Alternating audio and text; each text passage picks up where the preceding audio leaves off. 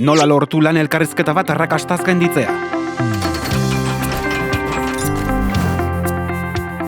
Lan elkarrizketa baterako deitu naute. Nola prestatu dezaket lanpostua lortzeko? Lanposturako pertsona egokiena zarela erakutsiz. Bai galderei erantzunez, bai jarreraren bidez. Normala da urduri egotea?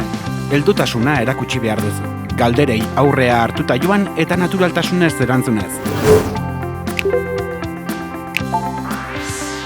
Zer egin dezaket konfiantza eta profesionaltasuna erakusteko?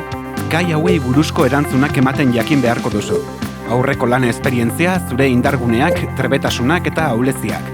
Lanpostu hori eskatzeko arrazoiak, enpresaren ezagutza eta soldata aurre ikuspena. Ba alda derrigor zaindu beharreko edo ekidin beharko nukeen zerbait?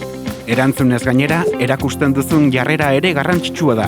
Puntuala izan, egoki jantzi, zaindu esartzeko modua zein gorputz hizkuntza eta elkarrizketatzaileei zuzenean begiratu.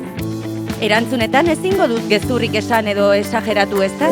Ez, indarguneak nabarmendu eta baikorra izan. Eta ekidin jarrera eskorrak. Ez kritikatu zure aurreko nagusiak. Ez erantzun galderak amaitu aurretik eta ez gehiegi hitz egin. Egia alda elkarrizketa hauetan zenbait galdera trampa egin aldizkidatela?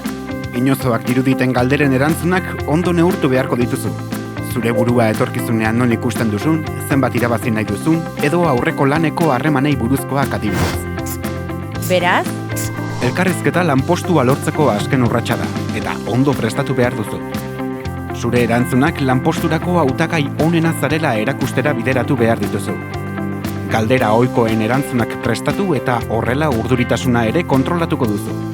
Zutaz izango duten iritzia erantzunen eta erakutsitako jarreraren araberakoa izango da.